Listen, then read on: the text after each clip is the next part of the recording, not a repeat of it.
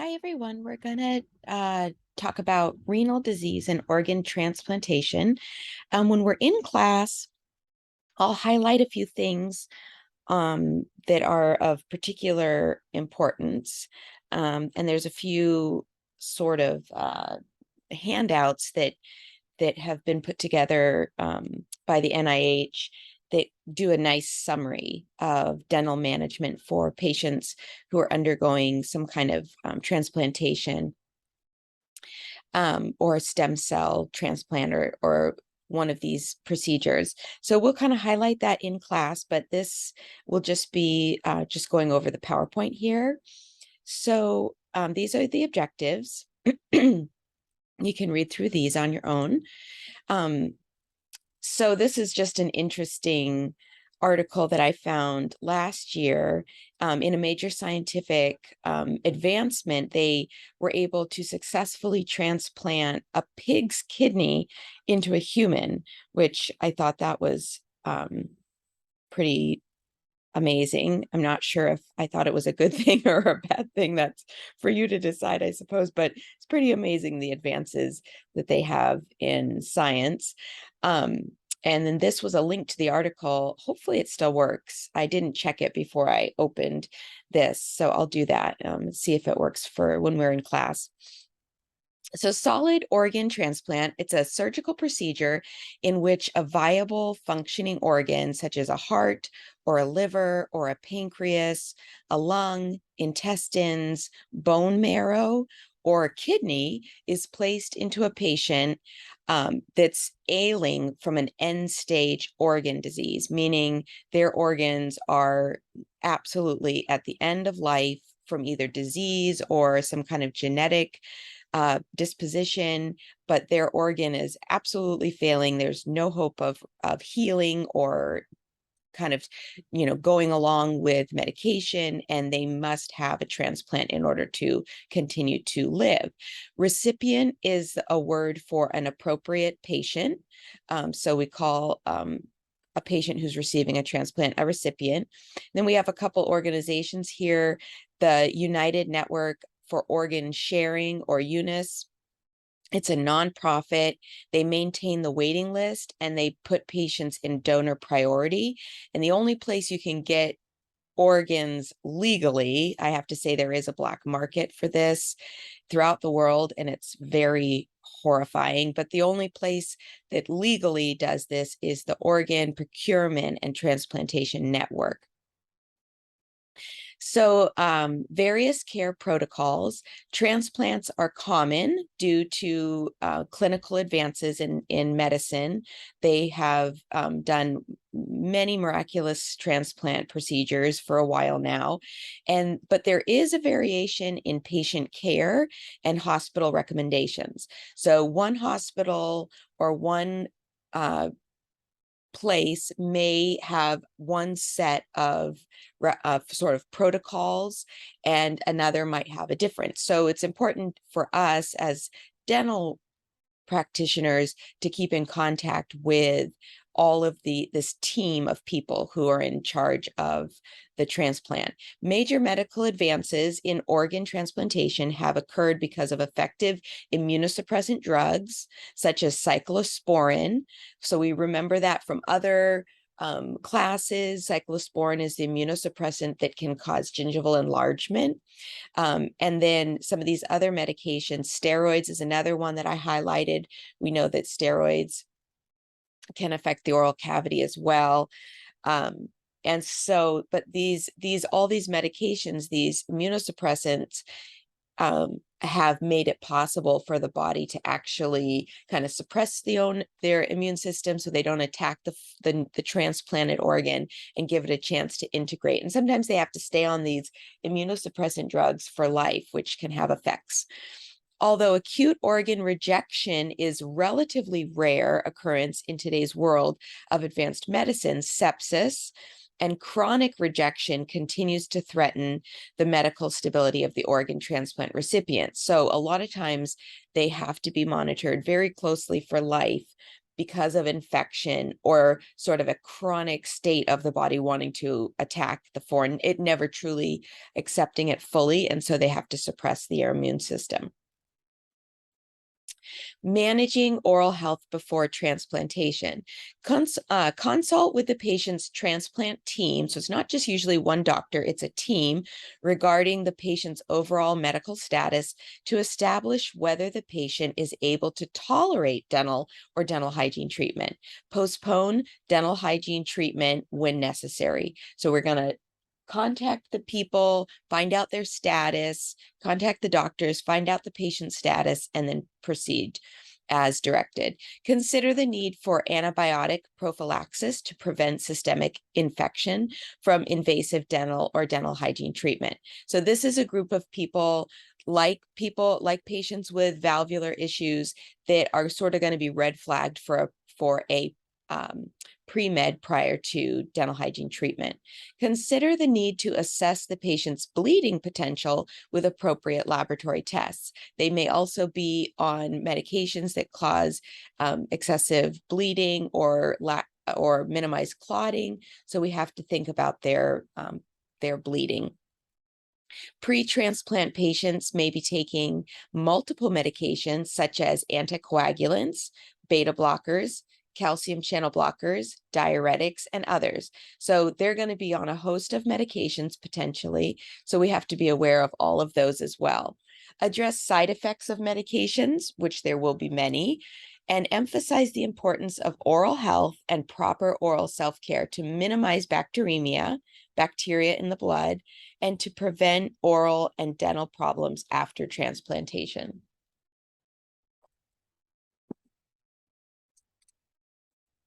Managing oral health after transplantation. Patients who receive organ or stem cell transplants should avoid dental treatment for up to 6 months, except for emergency dental treatment. So 6 months after a transplant, we're not going to have them come in and have SRP or cleaning. They need to make sure that they're stable, their overall health is stable. We need to obtain medical clearance, determine the patient's medical stability, and ascertain whether the patient can tolerate treatment. What's their overall health status like? Are they healthy enough to come in? And do their doctors agree? Educate the patient about necessary professional oral care.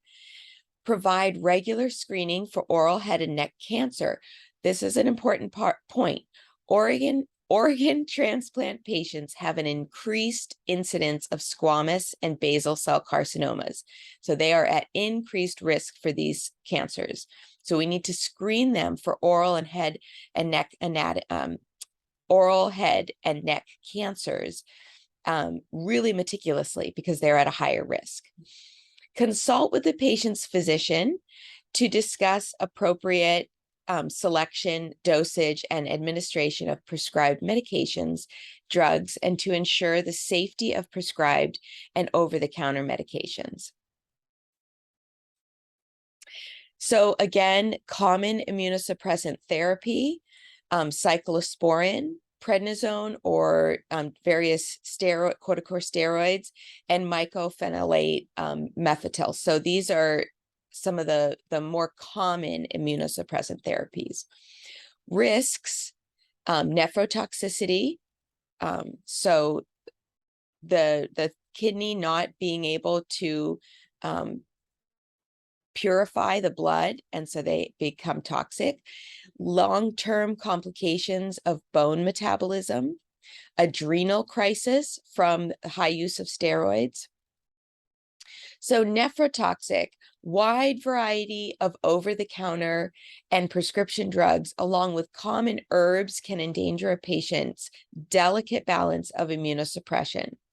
So they're just going to not be able to tolerate the same kind of over-the-counter medications or herbal supplements or prescription drugs that a healthy person with 2 well-functioning kidneys would be able, or liver perhaps even, would be able to tolerate. So we have to be aware of that. Always consult with the medical team about introducing new medications. Medication side effects. Immunosuppressive drugs can potentially cause gingival hypoplasia, we know, especially like cyclosporin, poor and slow healing because we've suppressed their immune system, drug-induced liver disease, that's our nephrotoxicity, and interact with commonly prescribed medications. So they're going to be more sensitive to drugs that are commonly prescribed, like maybe NSAIDs or acetaminophen, drugs that are common, but now we have to be more judicious and careful about these different drugs. Immunosuppression may result in an increased risk for bacterial, viral, or fungal infections. So they're at higher risk for things like candidiasis or various infections just because their immune system is suppressed. Anticoagulant medications may contribute to excessive bleeding. Thus, we have to assess their bleeding potential with appropriate laboratory tests like the INR or the prothrombin time, and consider use of hemostatic agents, precautions to limit their bleeding. So we want to just be aware. We start slowly. We want to assess how they're clotting when we start a procedure, consult with the doctor, find out, if there's some precaution we have to take. Patients taking steroids are at high risk of acute adrenal crisis, a life-threatening condition associated with high doses of long-term use of steroids. So if a patient becomes excessively stressed, they're at higher risk for an acute adrenal crisis. So we want to consider that as well when they're in the dental chair. Kidney transplant. Kidney transplant is by far the largest population of organ transplants. It's the most common. Dialysis is a bridge to transplantation. So think of dialysis as something that somebody does in waiting for a transplant. They may be on dialysis for years. So it is a bridge to transplantation. Cleaning and filtering, and what is it? It is cleaning and filtering the wastes and toxins from the blood. It removes the salts and extra water from the blood. So it's doing all these things that your kidneys would normally do, but the kidneys aren't functioning. So that's why they're on dialysis. It maintains a safe balance of certain chemicals in the blood, and it helps control blood pressure, because if you have excess water or excess salts, you're going to have higher blood pressure. So it's helping with blood pressure. Deceased or live donors. I'm not sure what, that means that, I'm not sure what that means, but that means that a donor, a kidney transplant, can come from somebody who has died, and they harvest the organ, or like you've heard before, like their brother was their donor, or their father was their donor, or their child was their donor. So since we have two kidneys, a kidney can be a live donation. Deceased kidneys have a 48-hour window. So somebody passes away and both of their kidneys are healthy and they've said that they'd be an organ donor. They can harvest the organ and transplant it, and have up to 2 days, which is really pretty amazing. So there's a much greater prevalence of kidney transplants than other organs because of this larger window. Gingival enlargement. So side effects of immunosuppressive therapy is gingival enlargement. Poor oral hygiene and increased sensitivity to cyclosporin will increase this side effect. Associated with the medication tacrolimus. So that's another one you should highlight: cyclosporin, tacrolimus. Transplant physicians are reluctant to change medication just for gingival enlargement. We're talking about something that is life-threatening versus something that's not life-threatening. So we need to talk to patients about being meticulous with their oral hygiene care. That can improve the situation as well. So our role, like I just said, meticulous oral hygiene care, we want to educate them, frequent debridement once they're medically stable, and be aware that immunosuppressant drugs can mask inflammation. So, somebody who is taking immunosuppressant drugs, their gingiva might not look super like spongy, red, inflamed, puffy. It may look healthier, and yet there's still inflammation. Perhaps it's fibrotic and overgrown. So maybe it's kind of hard and fibrotic, but there's more tissue there. Whereas we think of classic inflammation as, marginal redness, puffy and spongy, like we think of these characteristics, but in somebody with on immunosuppressant drugs, it may present differently. So some more on gingival enlargement. We have gingival enlargement, also known as gingival overgrowth, is another adverse. It's a side effect associated with immunosuppressant therapy. I know this is sort of hammering the same points on multiple slides, but it's an important piece to kind of cover. Gingival enlargement can occur due to sensitivity to cyclosporin and may be exacerbated by poor oral hygiene. So if the doctor doesn't want to change their medicine, we can play a role by educating the patient. Cyclosporin increases the risk of nephrotoxicity, damage to kidney cells caused by toxic agents such as drugs. So if they are taking, whatever, something over the counter or some kind of an herbal supplement, if they're on cyclosporin, they're at increased risk for this. Most transplant recipients are treated with a trio of immunosuppressant medications, and we had this earlier: cyclosporin, prednisone, and mycophenolate. The dental team always must consult the medical team to ensure the safety of medications prescribed, including over-the-counter medication. So anything that we think we want to recommend, we have to make sure it's okay. Dental hygienists always must be aware that immunosuppressive therapy can mask inflammation. I know that's all, we already said that all, but it's good to repeat. So a bit about infection.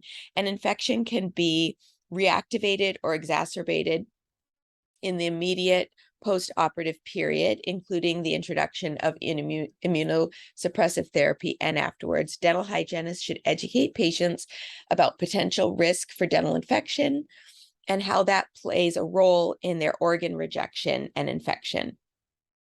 So if there's an active infection going on in their mouth, that increases their risk for organ rejection. So that we want to make sure they're as healthy as we can get them throughout their body to increase their potential of transplant success.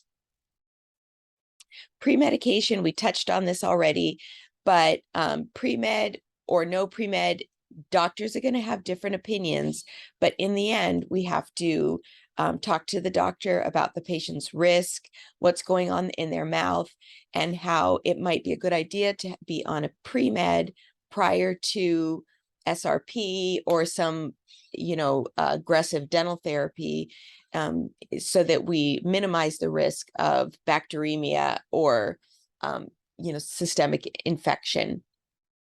The majority of medical providers will recommend an antibiotic prophylaxis for invasive dental procedures. So, mostly they're on the same page. Individually evaluate each transplant patient and, of course, consult with the physician. Considerations include if or when to receive dental treatment, comorbidities of the patients, things like heart conditions and diabetes. Are they medically stable? And patients' medical management pre and post-transplant, and then their pharmacological history. What medications are they on? Other considerations, like we've talked about, they're going to be at higher risk for things such as candidiasis. Recurrent herpetic infections are common. Increased chance for squamous and basal cell carcinoma. Liver transplant patients with a history of tobacco use or alcoholism are at a particularly high risk for oropharyngeal cancers.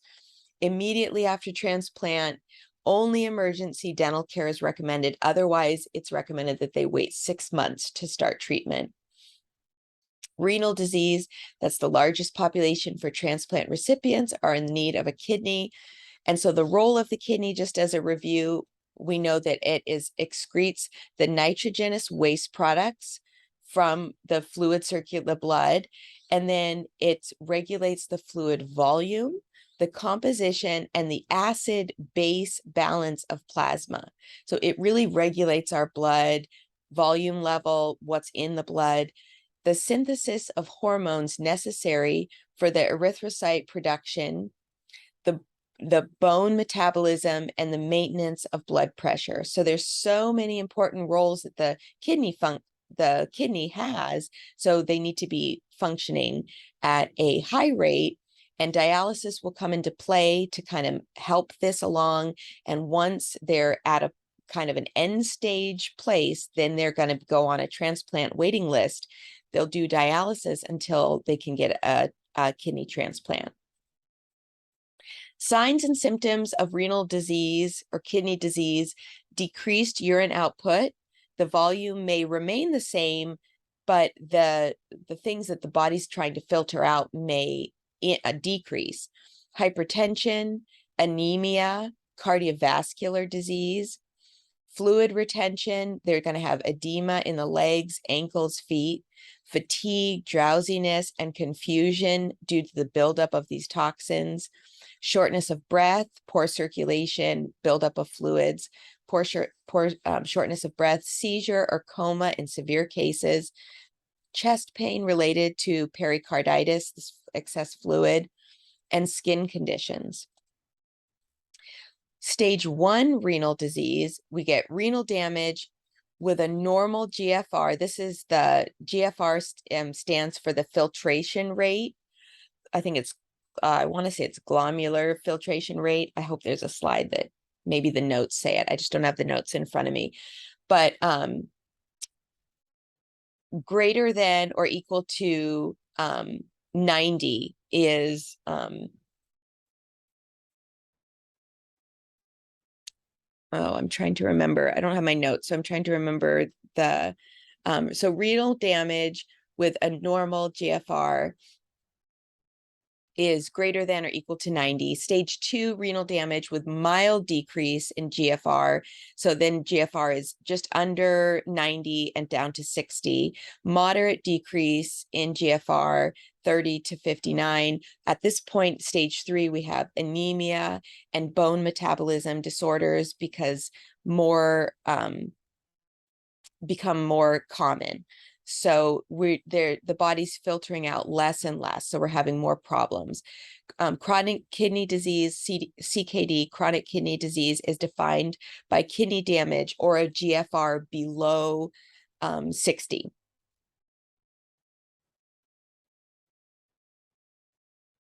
Less than 60. And then stage 4, severe reduction in GFR. Now we're into GFR of a 15 to 20 range. That's severe. And end stage, where the kidneys are just not functioning, we're into kidney failure. The GFR is less than 15. Patient is unable to maintain essential life function unless dialysis is initiated at this stage. So adults with diabetes, risk factors for chronic kidney disease. We know that if somebody has diabetes, there's damage to all those microvasculature, and we know that they are at higher risk for kidney disease. So an adult with diabetes is at higher risk for kidney disease. If somebody has chronic high blood pressure, it's hard on the kidneys. It can cause kidney damage, put them at risk for kidney disease. Cardiovascular disease, obesity, and a family history of chronic kidney disease if it's in the family. Chronic kidney disease, systemic conditions. So anemia, or a lowered number of erythrocytes, red blood cells. If they're low red blood cells, it's going to cause fatigue and weakness. Infection because of a weakened immune system, low calcium levels and high phosphorus levels. So low calcium, high phosphorus in the blood causing bone problems. This is going to affect their bone metabolism. High potassium level in the blood. Hyperkalemia causes an irregular heartbeat. So high potassium affects the heart and the pulse, heartbeat and the pulse. Loss of appetite or reduction in food intake. Excess fluids in the body causes high blood pressure, swelling or edema in legs, shortness of breath because of fluid on the lungs, pulmonary edema. Depression or lower quality of life, just because of this whole, all the things that they have to deal with. They're going to be limited in what things they can eat and drink, have to go on dialysis, fatigue, not be able to function. So quality of life in general is diminished. Premature death, likely due to heart disease or stroke. End-stage renal disease, dialysis, is a treatment method of cleansing or filtering waste and toxins from the blood when the kidneys lose their function in end-stage renal disease. It removes salts and extra water to prevent them from building up in the body, maintains a safe balance of certain chemicals in the blood, such as potassium. We don't want too much potassium, sodium, carbonate, and others, helps to control blood pressure. Hemodialysis, types of dialysis, and alterations in dental hygiene care. There's hemodialysis, which is continual ambulatory peritoneal dialysis, CAPD, continuous cyclic assisted peritoneal dialysis, CCPD. And then we want to consult and obtain clearance from the nephrologist, confirm the patient is medically stable to receive treatment, determine if prophylactic antibiotic is necessary. Do not take blood pressure on the dialysis access arm. So whichever arm has the port where the dialysis machine hooks up, do not take blood pressure on that arm. Take it on the opposite arm. That should be highlighted. Avoid dental treatment day of dialysis due to use of heparin or the anticoagulant therapy. So usually patients are taking dialysis Monday, Wednesday, Friday, then they should only come in on a Tuesday, Thursday, if they're medically stable to have cleaning. Consider the function of the compromised organ and how malfunction of this organ will affect the body systems, things like hypertension and diabetes, things that we've reviewed. End-stage renal disease patients are prone to secondary diabetes and hypertension. We've said that already. Secondary medical conditions are not part of the original etiology of the disease, but rather complications that develop as a result of the disease. So fluid retention, anemia, hyperparathyroidism, malnutrition, these are all secondary medical conditions because of this primary medical condition that a person has, such as renal disease. So these, these next slides are full of information. I'm just going to kind of skim them. So some things to be aware of. Oral manifestation. If someone has pallor, that means their oral mucosa is pale. Pallor, pale appearance of the oral mucosa. This is a result of anemia. So this is something, if somebody has anemia, they may have paler looking oral mucosa. You want to just observe this and document this. Dry mouth. We know that dry mouth is going to be common. Reduction in salivary flow will result from dry mouth. They're going to be at an increased risk of caries, gingival disease, and infection. Xerostomia, we're going to recommend saliva substitutes, lozenges, spray, gels, avoid alcohol rinses, increase their use of xylitol, all these different things. Caries, we want to determine their need for fluoride, and other things that will help them reduce diet, mitigation of carbohydrates, all of our typical recommendations that we're going to make for someone who's at higher risk for dry mouth and caries, gingival. Consider their medications that they're on and how they could be affecting their oral mucosa. If there's a red-orange pigmentation of the cheeks and the oral mucosa, we call, this could be something called pruritus, which is severe itching of the skin. So this is a skin condition that can come from someone who's in more of an end-stage renal. They're going to have dryness of their skin. And this is because of deposits of keratin-like pigmentation, resulting from the decrease of their renal function. So these skin conditions are sort of a side effect of their decreased renal functions. Things get sort of deposited. The body tries to process things as best they can when their kidneys aren't functioning. And so we see these sort of side effects observed and documented during your appointment. Dysgeusia, altered or sort of a metallic taste in the mouth. There's also sort of an altered sensation sensation in the mouth. Saliva may exhibit a characteristic of an ammonia-like odor resulting from a high urea content. Again, this is all the body's lack of processing these normal chemicals and salts and things in the body. And so the body sort of tries to excrete it and process it a different way. Bacterial, viral, and fungal infections, they're going to be higher risk for candidiasis. This can be because of lack of salivary flow and immunosuppressant drug therapy. Petechiae, ecchymosis, is that how you pronounce it? And gingival bleeding. Bleeding tendencies observed on the oral mucosa, soft palate, borders of the tongue, the gingiva, resulting from thrombocytopenia, infection, medication, anticoagulants such as heparin. So lots of different things could cause this petechiae or this excessive easier gingival bleeding. We just want to observe it, document what we see, consider screening tests assessing for bleeding, consider use of hemostatic agents, but all of this stuff needs to be consulted with their transplant team or their main physician.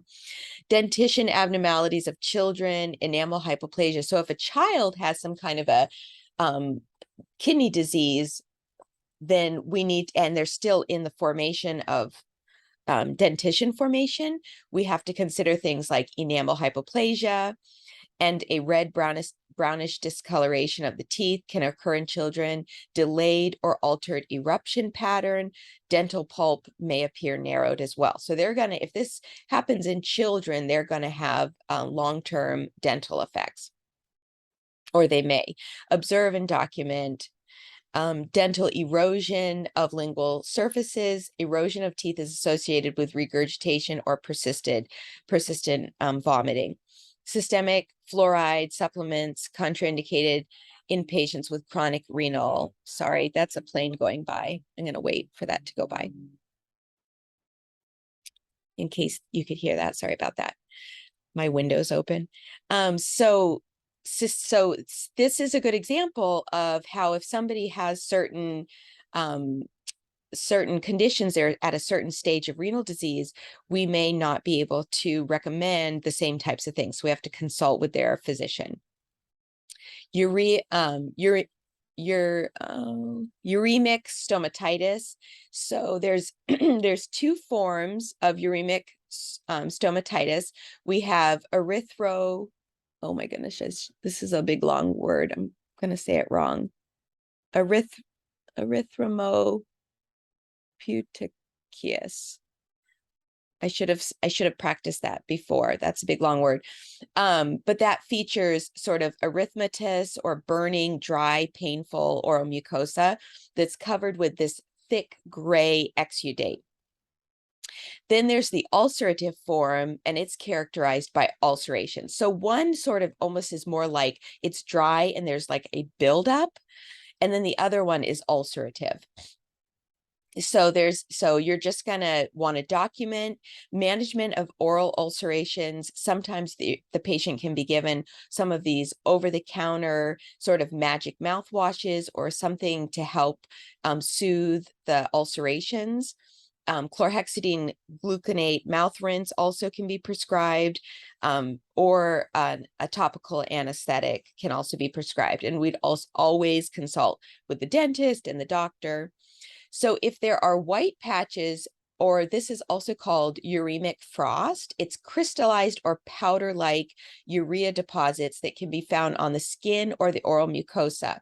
So you can see this on the outside of their skin or on the inside oral mucosa.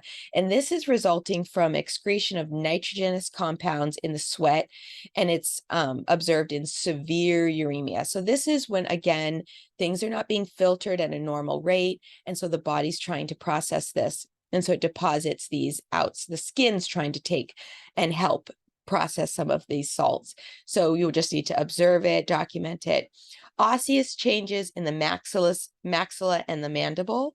So loss of lamina dura, demineralized bone, characterized by kind of a ground glass in appearance on radiographs, or radiolucent lesions, central giant cell granulomas may appear as well. You'll see these in the radiographs.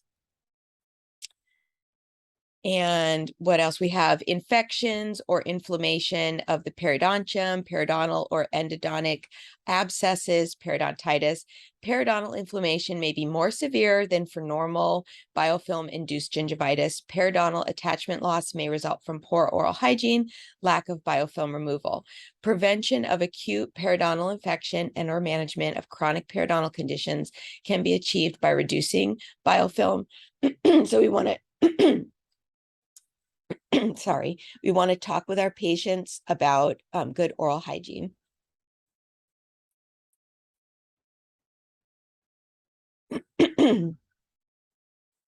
Okay, increased calculus formation. This is another one to highlight.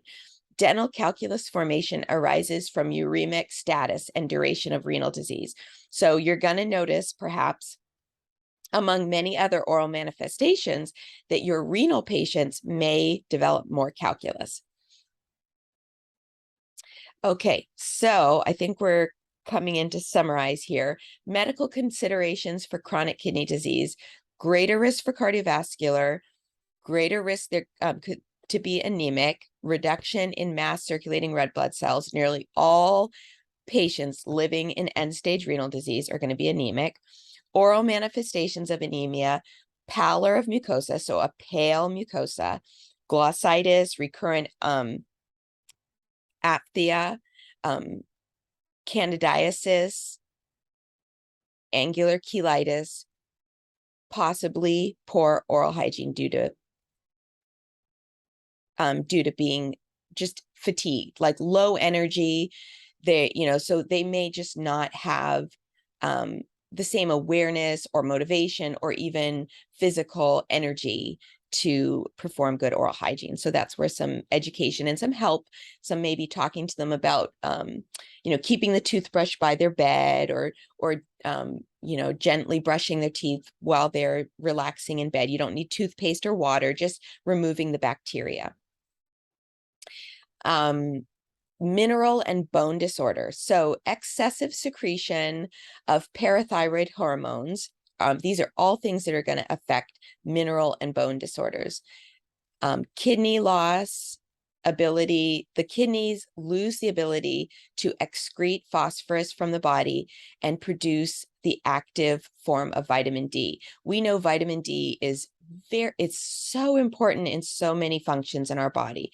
But when it comes to mineralization of our bones, vitamin D plays a very active role. So if they're not going to be producing vitamin D the way that they need to be, so they're probably are going to have some sort of supplementation. So they must limit phosphorus intake, and then vitamin D supplements and phosphorus binders. They're going to have to, they're more than likely going to be on a vitamin D supplement. And this is stuff that their dentist or their doctor is going to be aware of. So it's just good for us to be aware of it also. But obviously their main transplant team are going to be the ones that are going to be making these recommendations. Also, they are going to probably be on what's called a renal friendly diet. Patients work with a nutritionist specifically because they have to watch their fluid intake, their salt intake, their mineral intake. So they have to be on a specific diet. So oral manifestations: calcium deposits on and in the teeth, soft tissues, vasculature, or organs. So they might have a buildup of calcium deposits. Calcium deposit in the carotid artery. This can be visible sometimes when we take a pano. We get a double real image of the carotid arteries on either side. So we can sometimes see that buildup of the calcium in the carotid artery if we take a pano.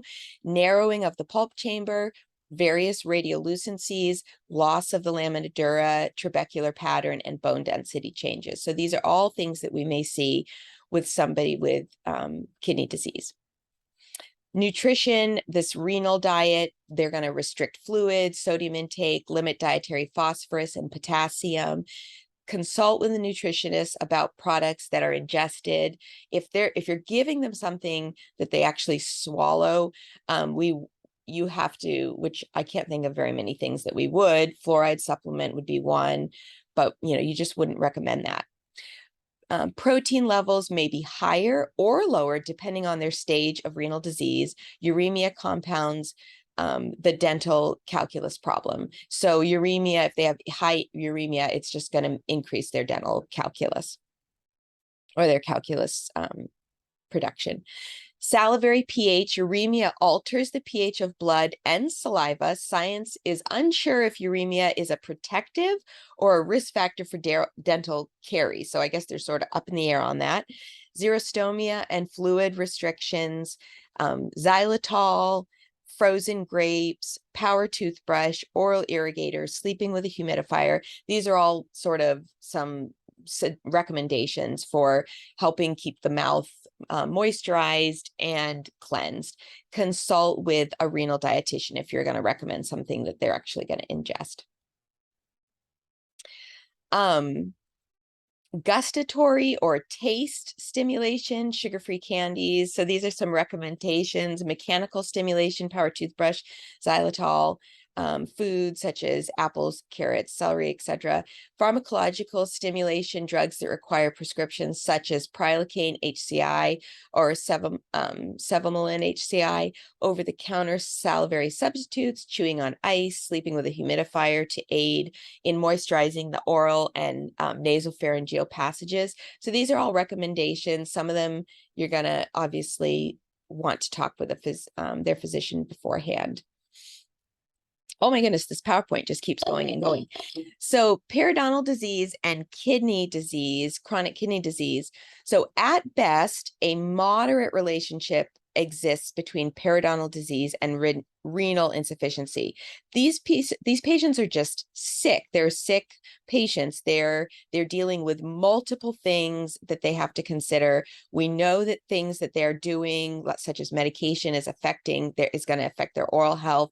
We just need to be aware of it. And it just makes sense that at best, there's some kind of a moderate relationship. The relationship between the two diseases is being researched, just like with heart disease and diabetes and other things. There's always sort of an interest in this. The risk for periodontal disease appears to be significantly increased in individuals with severe renal disease, increased levels of calculus formation, patients non-compliant for proper oral hygiene procedures, exaggerated inflammatory response associated with alteration in host defense mechanisms because of their immune system and just what's happening in their body. Secondary hyperthyroidism may contribute to accelerated bone loss in the presence of periodontal disease. So frequent 3 to 4 month continued care intervention is recommended. The dental hygienist will either coordinate with the primary care physician or the healthcare specialist to determine the safe and effective care before and after transplant. So like I was saying, there's really a team of people. It's usually not just one, but usually you'll get sort of a good contact person.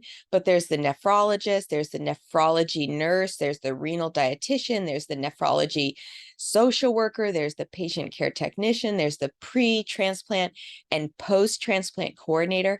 There is a host of people that the patient works with. So usually you can find out who the best contact person is through the physician, the general physician. And that is a wrap. I know that is a lot of information. What I'm going to do for class when we cover this on week 6 is I'm going to pull out some highlights to just talk about in class, but hopefully you will have listened to this PowerPoint because that will be necessary for sure. Have a great rest of your day or evening whenever you happen to be listening to this, and I'll see you guys in class.